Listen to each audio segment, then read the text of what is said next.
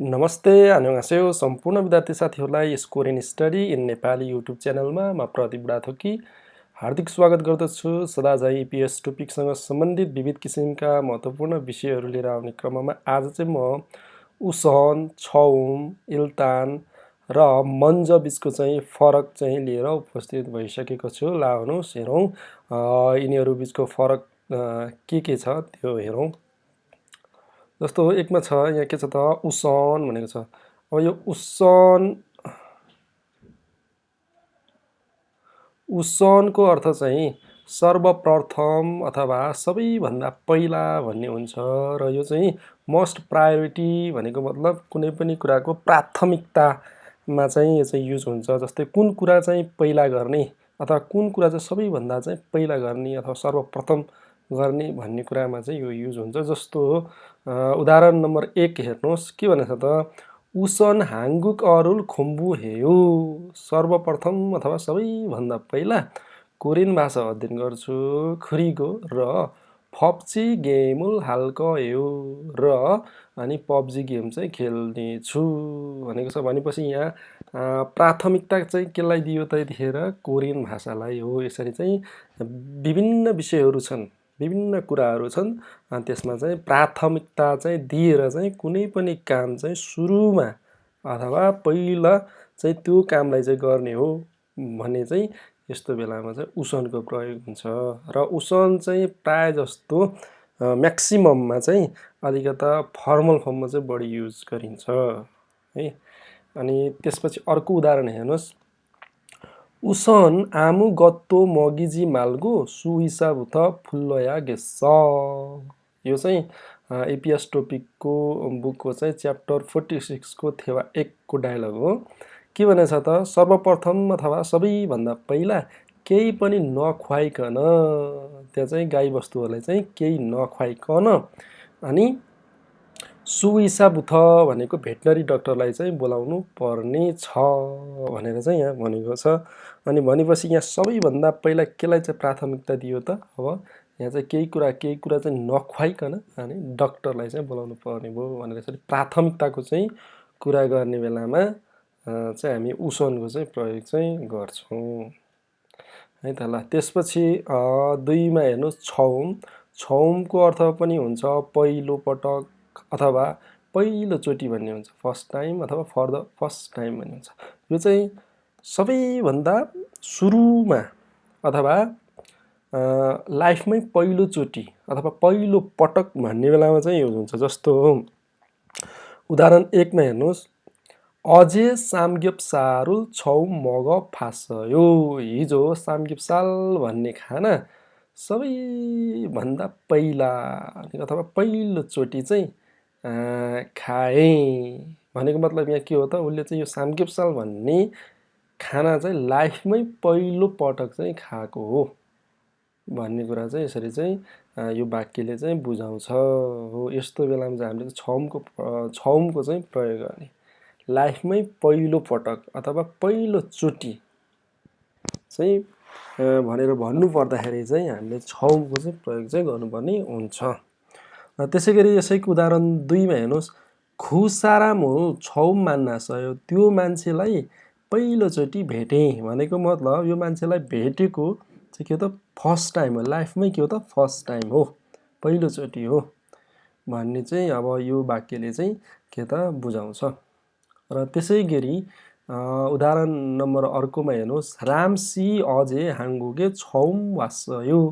रामजी अझै हिजो हाङ्गुके कोरियामा छौम वासयो पहिलोचोटि आउनुभयो भनेको मतलब यो वाक्यले के बुझाउँछ भने राम भन्ने मान्छे चाहिँ अब कोरियामा चाहिँ हिजो चाहिँ पहिलोचोटि आउँदै हुनुहुन्छ, आउनुभएको हो। यसरी चाहिँ अब कुनै पनि कुरा लाइफमै पहिलोचोटि अथवा फर्स्ट टाइम भनेर चाहिँ बुझाउँदाखेरि चाहिँ हामीले चाहिँ के त छौमको चाहिँ प्रयोग चाहिँ कोरियन वाक्यमा गर्छौँ।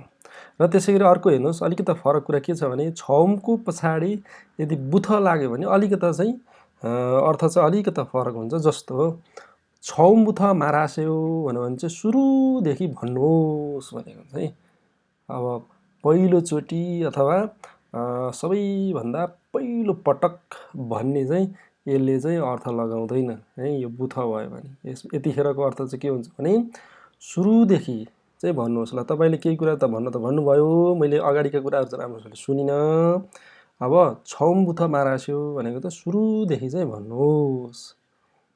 यस्तो बेलामा चाहिँ छौमको पछाडि चाहिँ बुथको चाहिँ प्रयोग चाहिँ गरिएको पाइन्छ। ल त्यसपछि 3 मा छ इल्तान। यसलाई चाहिँ इल्दानलाई चाहिँ इल्तान साउन्ड चाहिँ बढी गरिन्छ है। अब यसको अर्थ चाहिँ पहिला, अहिलेलाई र एकपटक भन्ने अर्थ हुन्छ। र यो चाहिँ फेरि ठ्याक्कै उसन सँगसँगै चाहिँ सिमिलर राखेर यसलाई चाहिँ युज गर्न मिल्छ। तर यो चाहिँ विशेष गरी क्याजुअल्ली अथवा सामान्यतया बोलीचालीमा चाहिँ बढी प्रयोग चाहिँ गरिन्छ यो इल्तान है त। जस्तो हेर्नुहोस् त, उदाहरण नम्बर 1 मा हेर्नुहोस्, इल्तान फाबुल मक्को एगी हाजा भनेको अहिलेलाई चाहिँ अथवा पहिला भात खाउँ र अनि कुरा गरौँ भनेको मतलब के हो त, इल्तान फाबुल मक्को एगी हाजा भनेको त पहिला भात खाएर कुराकानी गरौँ हो। यतिखेर यसको अर्थ के भयो त, इल्तानको अर्थ पहिला। त्यसै गरी उदाहरण नम्बर 2 हेर्नुहोस्, इल्तान ओ मानोन मान छुसेयो, अहिलेलाई 50,000 ओन मात्र दिनुहोस्। अब पैसा त अब धेरै आवश्यक पर्न सक्छ। अब अहिले तत्कालको लागि चाहिँ के त 50,000 ओन चाहिँ दिनुहोस् भन्ने अर्थ चाहिँ यो वाक्यले लगाउँछ। त्यसै गरी अर्को उदाहरण हेर्नुहोस्, इल्तान ख्यल्चङ थोयम्यन फ्यन्ग्यङ हाल्सु अप्सुम्निदा भनेको त एकपटक निर्णय भयो भने परिवर्तन गर्न सकिँदैन। यस्तो बेलामा चाहिँ इल्तानको अर्थ चाहिँ के हुन्छ त, एकपटक भन्ने पनि हुन्छ है। ल त्यसपछि 4 मा हेर्नुहोस्, मन्जको अर्थ पनि पहिला अथवा फर्स्ट भन्ने हुन्छ। तर यो चाहिँ कतिखेर युज हुन्छ भने केही कुरा बिफोर समन भनेको कोही भन्दा अगाडि अथवा समथिङ एल्स भनेको चाहिँ केही कुरा चाहिँ भन्दा पहिला। जस्तो उदाहरणमा हेर्नुहोस्, मन्ज खासे यो भनेको त पहिला जानुहोस्, म भन्दा पहिला जानुहोस्, कोही भन्दा पहिला भयो नि त होइन, यसरी। त्यस्तै अर्को उदाहरण हेर्नु, छेगा मन्ज खाल्के यो, म चाहिँ पहिला जानेछु भनेको मतलब के हो त, तपाईँभन्दा पहिला चाहिँ म चाहिँ घर जानेछु अथवा कुनै ठाउँमा तपाईँभन्दा पहिला म जानेछु। यसरी चाहिँ केही कुरा अथवा कोही भन्दा पहिला भनेर चाहिँ यस्तो कुराहरू चाहिँ बुझाउँदाखेरि चाहिँ हामीले चाहिँ मन्जको चाहिँ प्रयोग चाहिँ गर्छौँ। ल भनेपछि अब के बुझ्नु पर्यो भने उषनको अर्थ के रहेछ त, सर्वप्रथम अथवा सबैभन्दा पहिला। अनि यो विशेष गरी कसरी चाहिँ युज हुँदो रहेछ त, प्रायोरिटी अथवा प्राथमिकतालाई चाहिँ आधार मानेर पहिलो प्राथमिकता चाहिँ यसलाई दिने भनेर भन्ने बेलामा चाहिँ उषनको प्रयोग हुँदो रहेछ। र उषन चाहिँ प्रायः जसो के त औपचारिक रूपमा चाहिँ बढी प्रयोग हुन्छ भन्ने कुराहरू चाहिँ बुझ्नु होला। र त्यसपछि छौम भनेको के त, पहिलो पटक अथवा पहिलोचोटि अथवा लाइफमै फर्स्ट टाइम भन्ने कुरा चाहिँ बुझ्दा त सबसे बेटर हुन्छ। र त्यस गरी इल्तान भनेको अर्थ के रहेछ त, पहिला पनि हुँदो रहेछ, अहिलेलाई पनि हुँदो रहेछ र एकपटक पनि हुँदो रहेछ भन्ने चाहिँ बुझ्नु पर्यो होइन। र त्यसपछि मन्जको अर्थ पनि पहिला हुँदो रहेछ, तर कोही भन्दा अगाडि अथवा केही कुरा भन्दा चाहिँ अगाडि भनेर चाहिँ बुझाउँदाखेरि चाहिँ मन्जको चाहिँ प्रयोग चाहिँ हुन्छ।